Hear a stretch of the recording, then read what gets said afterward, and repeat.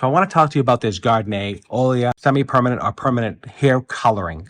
So I do use this product. I help my wife with this.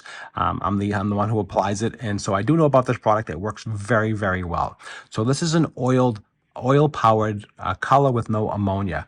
So it says here it's ODS right here. So oil delivery system. That's what that means.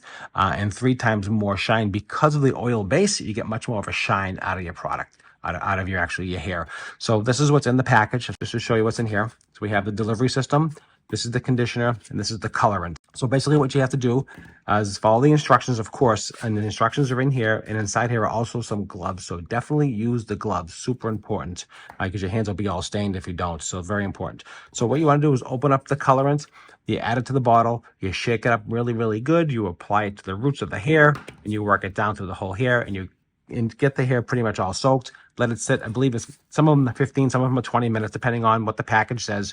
Let it sit, rinse it out. That's what you do.